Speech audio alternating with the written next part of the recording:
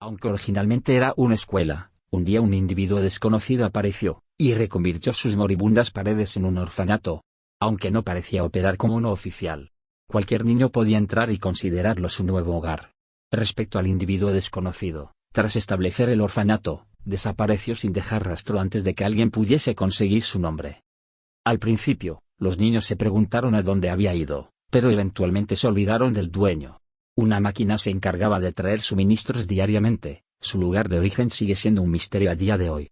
Los niveles de automatización del orfanato son realmente impresionantes, a la par que extraños, hasta tal punto que si descuidas tu higiene personal, una mano robótica enorme aparece del techo, y te lleva directamente a una de las duchas.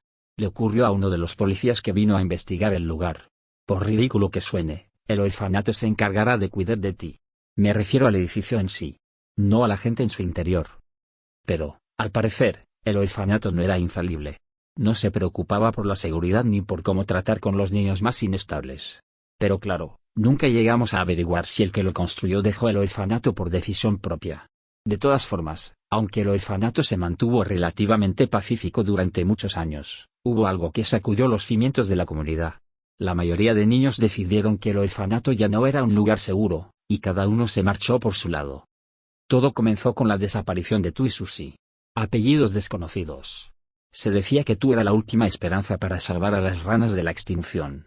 Debido a su apariencia humanoide y tendencia a ocultarse del mundo, fue difícil dar con él y, desafortunadamente, cuando le encontramos, Tú y Susie fueron declarados como fallecidos. Fueron encontrados en una de las habitaciones del orfanato. La causa de la muerte fue una caída desde gran altura. Al principio se pensó que sus muertes se debieron a un accidente provocado por la falta de fuentes de luz en la habitación. Es posible que se tropezasen en la oscuridad y se precipitasen al vacío. Los niños nos hablaron sobre los lugares que solía frecuentar Susie, así que fueron investigados. En uno de ellos, un baño público el cual Susie parecía haber hecho suyo, prohibiendo la entrada a todo el mundo. En uno de los compartimentos, los investigadores encontraron un pasaje secreto que condujo a los cuerpos de 37 víctimas, todos apilados en el centro de un extraño altar. Las víctimas rondaban entre los 15 y 20 años y todas eran chicas, por extraño que parezca. La mayoría de las chicas sufrieron heridas brutales, semejantes a las provocadas por un hacha. No es coincidencia que un hacha fuese encontrada escondida en la chaqueta de Susie. Según el resto de niños, Susie sufrió un cambio de personalidad tras pasar unos meses en el orfanato, el cual hizo que, generalmente, estar cerca de ella resultase intimidante. Su tendencia a aferrarse a los recién llegados, a los que se llevaba a lugares desconocidos, era especialmente problemática. Desde la perspectiva de los niños, los recién llegados nunca volvieron porque salieron huyendo tras ser asustados por el comportamiento de Susie. Pero el verdadero motivo era que, a lo largo de al menos un año, Susie asesinó a 37 niñas que solo deseaban poder comenzar de nuevo en el orfanato. Esta información cambió por completo la hipótesis sobre las muertes de Tu y Susie. A esas alturas, se asumió que Susie empujó deliberadamente a Tu hacia su muerte. Pero hay algo que no me cuadra. ¿Por qué se lanzó también Susie? ¿Ha matado a tantas personas para lanzarse a su muerte así como así? ¿Fue un suicidio o fue su caída un accidente? Además, si su modus operandi era matar a su víctima con un golpe en la cabeza con un hacha, ¿por qué lo cambiaría de repente a una caída? Creo que hubo una tercera persona involucrada. Quizás uno de los niños descubrió los asesinatos de Susie, y decidió acabar con su vida empujándole cuando estaba de espaldas. Entonces, Susie se chocó con Tu y ambos cayeron juntos. Es posible que el verdadero asesino no supiese que Tu estaba ahí. Fue medio premeditado, medio accidente. Sí, eso suena plausible. Desde luego es una mejor teoría que la que me contó ese niño. Según él, los fantasmas hicieron que el suelo se viniese abajo. Menuda imaginación tiene. Sinceramente, no sabía que los niños seguían creyendo en fantasmas. Las 5 fases del don son las siguientes.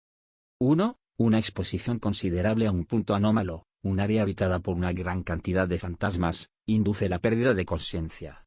Al recobrarla, hay una probabilidad de que despiertes con ojos brillantes. Si este es el caso, no hay vuelta atrás. Hay varios factores que influyen en la obtención del don. Los que no son humanos, por ejemplo, son más susceptibles a recibirlo.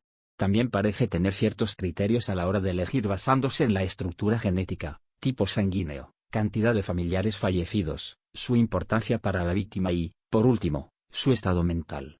A mayor nivel de inestabilidad, mayor es la probabilidad de recibir el don. 2. Poco después de obtener el don, Sufres una serie de alucinaciones en la forma de miembros fallecidos de tu familia. No son reales, pero estás completamente convencido de su existencia. Todo ocurre dentro de tu cerebro, el cual se encuentra infectado por microorganismos, una especie de virus, que manipulan el cerebro para que veas, oigas y a veces incluso sientas lo que no está ahí. 3. Sin importar lo horribles que hayan sido los miembros de la familia de la víctima en la realidad, las alucinaciones son muy agradables, respetuosas y por lo general muestran aprecio por la víctima. Suelen ofrecerse a hablar, dedican palabras de ánimo, apoyan al portador del don lo mejor posible. Todo para intentar que la víctima baje la guardia, y desarrolle un vínculo de confianza con las alucinaciones. Cuando esto ocurre, los cerrojos mentales de la víctima se desbloquean, y los microorganismos pueden adentrarse en las partes más profundas de la mente. 4. Según va aumentando la confianza en las alucinaciones, la víctima se vuelve más susceptible a acatar órdenes. Llegado a cierto punto, los microorganismos ganan control total sobre la víctima, y proceden a abandonar su fachada de familia feliz, sustituyendo su tono amistoso por uno más directo, y ordenando a la víctima que mate para así poder crear más fantasmas. Es posible que la víctima intente resistir estas órdenes, pero ahí es cuando los microorganismos usan su habilidad para hacer que sienta cosas que no están ahí. Mediante una sobrecarga del sistema nervioso, se induce dolor en la víctima, la cual, eventualmente, deja de lado sus intentos de rebelión y hace lo que se le ordena, todo mientras los microorganismos manipulan sus emociones, y las palabras que salen de su boca para no levantar sospechas de los demás. A pesar de esto, a los microorganismos no se les da muy bien no levantar sospechas. 5. Mientras la víctima se encarga de aumentar el número de cuerpos enviados a la tierra de los muertos, busca a otros sujetos con potencial para recibir el don, a los que atrae al punto anómalo más cercano. Tras perder la conciencia, si el sujeto despierta sin el don, el poseedor del don se encargará casi con toda certeza de acabar con él, tras ver que el sujeto llama a estos sujetos protagonistas, refiriéndose a los personajes principales de una historia. Pero eso no parece tener mucho sentido. Dentro de cualquier mundo, solo puede existir un verdadero protagonista. A pesar de eso, Susie aparentemente ha encontrado a unos cuantos. Debe existir un significado diferente para esa palabra. Puede que se trate de alguna clase de tic. Entrada número 71. Hola de nuevo. Siento la espera. Han pasado 2 meses desde la última entrada. Venga ya, Alphys, tampoco es que todas las entradas tengan que ser un popurrí interminable de ideas. Podrías tomarte el tiempo necesario para escribir una corta. Es solo que, creo que nunca antes había estado tan ocupada en mi vida. Tantas cosas que hacer, tan poco tiempo para holgazanear. En fin, el caso es que me he visto el episodio 8 de Mew Mew Kissy Cutie 2. Sinceramente, no sé por qué sigo viendo esto. Literalmente no está pasando nada. Lo único que hace Mew Mew es repetir en bucle muletillas y el mismo estúpido chiste sobre Lana. Si se hubiesen limitado a seguir el arco del manga, esta catástrofe podría haberse evitado, pero no. En su lugar deciden, por algún motivo, vamos a inventarnos el final, en el cual no ocurre nada. Y ya que estamos, ¿qué tal si no metemos a los mejores personajes del manga? Porque a quién le importa, ¿verdad? No lo entiendo, de verdad. A Wolf y Puff le han robado. Menudo despropósito. Por suerte, hay una forma muy sencilla de olvidarse de un mal anime, trabajando. Como he dicho, estoy bastante ocupada. Me han pedido que construya 2 cuerpos robóticos y, además, la fecha límite es inamovible. Como resultado, he estado trabajando en ambos simultáneamente, y intentando ahorrar algo de tiempo utilizando el mismo sistema para los dos. Sinceramente, las expectativas que se han puesto sobre mí son tan altas que solo las podría describir como abrumadoras, pero ya queda poco para la fecha límite. Gracias a Dios. Bueno, voy a ir calentando mi modo friki con el primer robot. Le llamo Meta. Mi cliente eligió ese nombre. Cliente el cual es un fantasma, ¿quién lo iba a decir? Por suerte, tenía mi traductor a mano. No fue una traducción perfecta, pero fue suficiente para entender lo esencial. Y además, ya sabes, asentir y negar con la cabeza tiende a ser un lenguaje universal. El cliente tiene la intención de poseer a Meta y usarlo como su nuevo cuerpo, un robot multiusos orientado al entretenimiento, y diseñado para resultar atractivo al común denominador y, aún más importante, diseñado para conseguir fama a escala global. Llevo bastante tiempo metida en el mundillo, así que me sé bastante bien cómo funciona el algoritmo, y qué son las cosas que atraen clics, así que cuando sugerí la idea de darle a Meta unas piernas largas y con unos buenos muslos, el cliente no dudó ni un segundo en mostrar su aprobación. Por descontado, añadí algunas funciones por diversión, unas alas propulsoras, un brazo cañón, Un botón de autodestrucción. Naturalmente espero que mi cliente utilice las tres con discreción, aunque quizás debería replantearme lo de que el botón de autodestrucción esté en la suela del zapato izquierdo. Esa noche bebí más de la cuenta, craso error. El cuerpo de Meta ha entrado en la fase beta, y ahora estoy intentando eliminar todas esas asperezas que puedan hacer inintencionada. Por ejemplo, la forma Neo es extremadamente propensa a sobrecalentarse, y no puede permanecer activada por más de 3 minutos antes de que cese el funcionamiento. Es por eso que, hasta que resuelva todo ese problema, tendré el cuerpo en modo paparazzi, el cual elimina las alas y el armamento y cambia su vestimenta una parecida a la que llevaría un miembro de una banda de moteros. De esta forma, si Meta necesita en algún momento pasar desapercibido entre sus hordas de fans y acosadores, solo necesita cambiar a esta vestimenta de pobretón, y todo el mundo caerá en el engaño. Por supuesto, como podrás adivinar, esta forma es mucho menos poderosa, así que tendrá que aguantarse con esa hasta que Neo esté operativa. Trabajaré en ella estos próximos días. Probablemente debería llamar a mi cliente y ver cuál es su opinión. Pero antes de eso me queda hablar del otro cuerpo, para la otra clienta. Sinceramente, no quiero pensar en ello ahora mismo. No sé qué hacer. De hecho, ¿vale? Recapitulemos un poco. No sé cómo se enteró de mis experimentos, teniendo en cuenta que los he estado manteniendo en secreto, pero Suse vino un día y me pidió que la convirtiese en un robot. De hecho, pidió es una manera bonita de decirlo. Por la forma en la que se expresó, entendí que no tenía otra opción. Nunca me dio una respuesta directa cuando le pregunté por qué querría hacer algo tan drástico. Al fin y al cabo, ella no es un fantasma. Es una persona vivita y coleando. ¿Por qué deshacerse de eso? Pero creo que el quid de la cuestión es que estaba cansada de sí misma. Desde que aquella niña abandonó el orfanato, parecía bastante angustiada. Ahora, debido a sus constantes cambios de humor y a su actitud violenta, nadie quiere estar cerca de ella, nos da demasiado miedo. ¿Es posible que se haya dado cuenta de ello y quiera cambiar? A ver, no estoy completamente en contra de ayudarla. Puede que exista una buena persona en su interior. Sé que estoy utilizando mucho palabras como puede o es posible, es solo que, ya sabes. Así que le construí un nuevo cuerpo. Intenté hacer que se pareciese a ella lo máximo posible, por petición suya. Aunque, personalmente, si yo quisiese cambiar, ¿no tendría más sentido pedir una nueva apariencia? Pero esa es mi opinión, ella es la que manda. Entonces, trasplantamos su cerebro al nuevo cuerpo y eso no fue nada agradable. Casi vomité al pensar en lo de sacar el cerebro. Al final, decidí construir una herramienta para extirpar el cerebro. Era una solución más limpia, aunque perdiese algo de tiempo en hacerla. Una vez el cerebro se encontrase en el interior del cuerpo, la idea era enviar circuitos que eliminasen las partes sobre Susie que no le gustan a nadie y dejar únicamente las que pudiesen ser consideradas como aspectos positivos. Trabajar con cerebros es algo bastante delicado y, aunque sé algunas cosas, no es mi especialidad. Un paso en falso y podría morir. Con eso en mente, preferí ir con cautela y, antes de interactuar con el cerebro de Susie, hice una copia del mismo y decidí llevar a cabo algunas simulaciones. Este era el plan. Tenemos una copia del cerebro de Susie, un prototipo de un cuerpo que tenía por ahí tirado y algunas grabaciones sobre actividades cotidianas. Meto el cerebro en el cuerpo, lo pongo en etapa REM del sueño, y comienzo a insertar pequeños fragmentos de las grabaciones en los sueños del cerebro. La idea es elegir fragmentos que provoquen respuestas emocionales específicas como alegría, tristeza, nostalgia. El cerebro de Susie, independientemente de que se encontrase despierto o no, se comportaba de forma errática e incomprensible, así que el objetivo final era seguir probando hasta que sus respuestas fuesen normales. Pero ahí está la cosa que me asusta. Lo que descubrí en las pruebas era que había algo más en el cerebro de Susie aparte de traumas psicológicos. No puedo explicarlo desde un punto de vista científico. Casi parecía que se retorcía y deformaba, alterándose en tiempo real. Las siguientes pruebas dieron resultados bastante preocupantes. Sin importar el número o tipo de imágenes que se mostraban al cerebro, el cuerpo no reaccionaba. Y la cara permanecía rígida.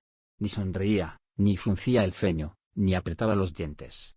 Esta respuesta, o más bien falta de ella, no significa que el cerebro no recibía la información, no. La falta de reacción era una reacción en sí misma. Tras esto, concluí que, por Dios sabe qué motivo, Susie perdió la mayor parte de su habilidad para sentir emociones durante el proceso de reubicar su cerebro. ¿Es esto una mejora respecto a su previo comportamiento agresivo?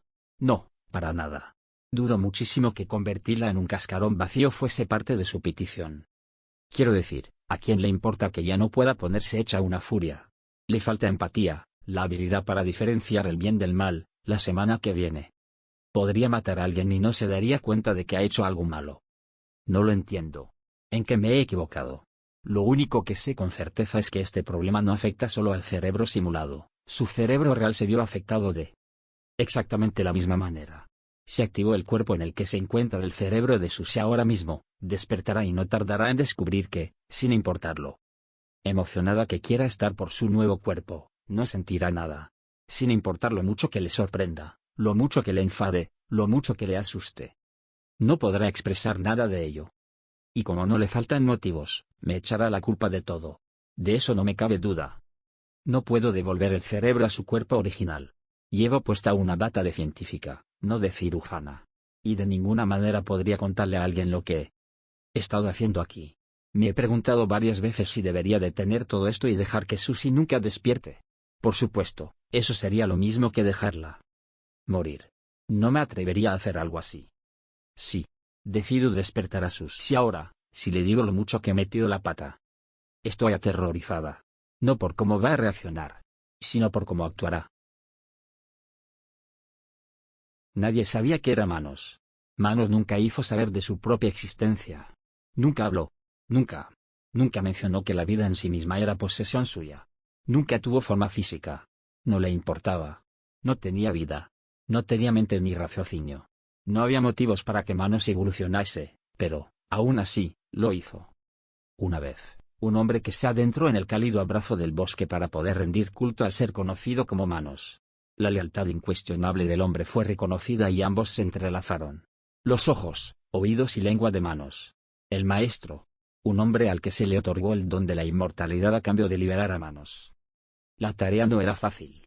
Para que Manos pudiese escapar del bosque, se requería un sacrificio de 75 mujeres. Más específicamente, un sacrificio de sus manos. Debían ser recolectadas lo antes posible. Y con cada mano incinerada, la influencia de Manos sobre el bosque podría aumentar hasta que, finalmente, sería capaz de liberarse de sus cadenas. La tarea no era rápida. El maestro tenía que secuestrar a muchas mujeres, pero secuestrar demasiadas en un corto periodo de tiempo atraería sospechas no deseadas del mundo fuera del bosque. Se convertirían en las devotas del maestro, pero no sin ser sometidas por la fuerza. El proceso era lento. De una en una. Algunas consiguieron escapar, otras tenían manos impuras. Sin embargo, no merecía la pena deshacerse de ellas. Sería un desperdicio. Debido al peso de la tarea, esta no fue completada. Manos no consiguió la libertad, pero, en cierto sentido, el maestro sí.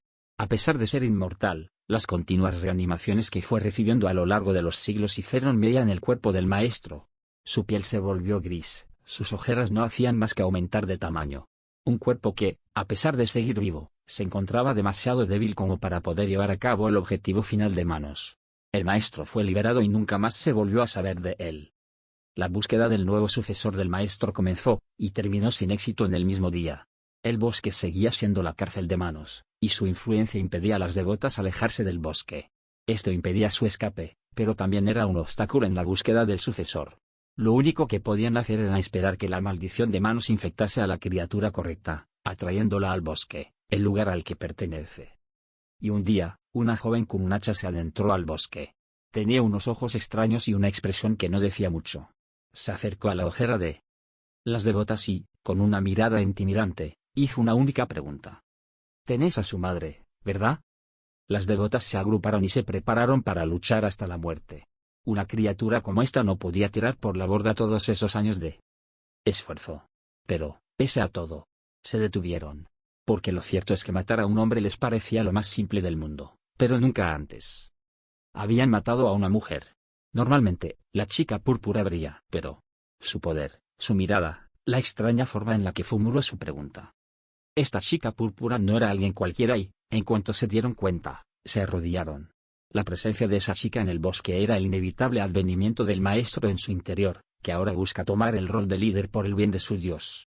Y así, Manos habló de una forma particular que solo podría escuchar el maestro en su interior. Te entregaremos a la madre de tu huésped. Podrá volver, a verla una y otra vez mientras sientan consuelo. A cambio, deberá poner su vida a mi servicio hasta que su poder no nos sea de utilidad, hasta que nos liberemos de este bosque. Recolecta nuevas devotas para mí, usa el método que prefieras, pero debo tener bajo mi control a todos los seres vivos. Haz que tu huésped responda un sí ahora mismo o jamás volverá a decir una palabra de su propia elección.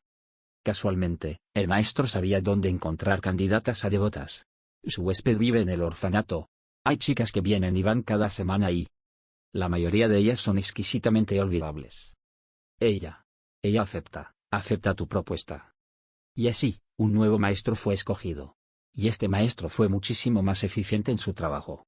En solo unos meses, la tarea había sido completada. Las 75 devotas fueron reunidas para sacrificarse por una nueva era de tormento. En algún lugar del bosque, un albergue se materializó y un cuarto de la población se quedó mirando al edificio demasiado tiempo y sucumbieron ante una muerte instantánea. Manos consiguió su libertad. A las 7 a.m., Noel se despertó.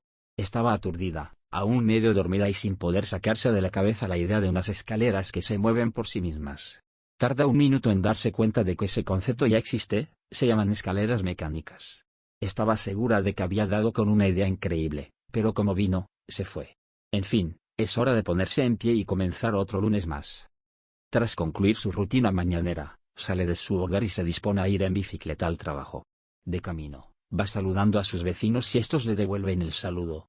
Noel se había convertido en una alegre mariposa bien conocida por esta zona de la ciudad. Todo el mundo sabía quién era, todo el mundo la adoraba. Su trabajo no queda lejos. Ahora es florista. Cada uno de sus anteriores trabajos era más ajetreado que el anterior, y ahora que está cerca de los 30, decidió que era hora de tomarse las cosas con calma y encontrar algo más tranquilo, rodeado de naturaleza. Es posible que se dedique a esto por el resto de su vida. No sería una mala forma de morir. Si un día me da un patatús y me desplomo, por lo menos estaré en mi querida tienda, rodeada de flores. Parecería una bella durmiente. A Noel le gustaba pensar en mí cosas lúgubres y extrañas, pero solo si no hay nadie cerca para escucharlas. Algunos clientes iban y venían. Cada uno tenía su propia historia que contar, un regalo para un amigo o pareja, o quizás algo para ellos mismos. Noel les ayudaba a decidir. Solían irse por las ramas y ponerse a hablar de su vida. Y entonces, por la puerta se iban, y la suave brisa que entraba por ella le recordaba a Noel que estaba sola. En realidad, Noel tenía un montón de amigos, pero no muchos de ellos ocupaban un lugar especial en su corazón. A veces se preguntaba si arriesgaría su vida por sus flores antes que por las personas con las que charlaba a diario. Pero, al mismo tiempo, ¿puede ser que Noel no se esté esforzando lo suficiente en crear conexiones con la gente? No, por supuesto que no, se ha estado esforzando al máximo. Ella tiene bastante claro que no es odiada. Le cae muy bien a la gente. Pero aún así sentía que había una barrera entre ella y los demás. Cuando solía viajar, Noel escuchó varios rumores sobre flores que podían hablar. Y esto no tiene nada que ver con las flores seco. Noel tiene bastantes de esas en su tienda. No son difíciles de encontrar. No, Noel se refiere a flores pensantes, esas que tienen la inteligencia y la habilidad de hablar que tendría cualquier otra persona, o más incluso. Durante mucho tiempo, una duda rondaba por su mente. ¿Podría hacer germinar una flor como esa por sí misma? Si los rumores eran ciertos, tenía una idea general de los pasos requeridos para crear una flor parlante. Desde hace un tiempo, Noel ha estado cuidando de una especie particular llamada espuela de caballero. Está detrás de la tienda, en el jardín. No estaba a la venta, por supuesto. Y, en realidad, otra especie para intentar crear una planta parlante, pero esta en particular le daba buenas vibraciones. O al menos, solía hacerlo. Ha pasado muchísimo tiempo cultivándola y, aún así, no ha dado resultados.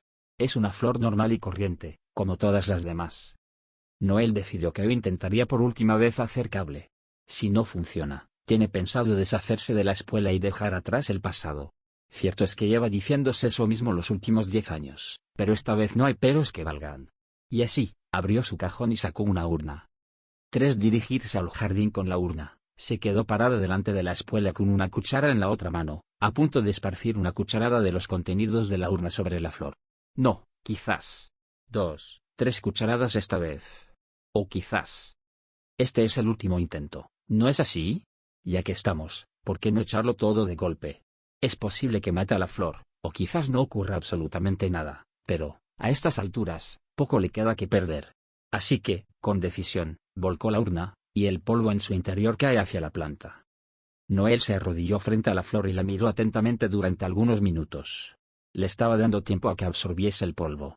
Es poco probable que sea un proceso instantáneo. En poco tiempo, el polvo fue absorbido por la tierra. Algo podría ocurrir en cualquier momento. Un momento de expectación en el que, en cualquier segundo, la vida de Noel podría cambiar de inmediato.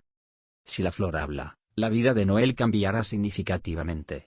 Si la flor no habla, Noel se asegurará de que su vida cambie significativamente. Pero durante este momento, antes de que la respuesta salga a la luz, Noel se inclina hacia la flor, y espera el resultado que no puede ser predecido. Pero una vez ocurra, será de lo más emocionante, ¿no crees? Noel espera. Noel espera. Noel espera.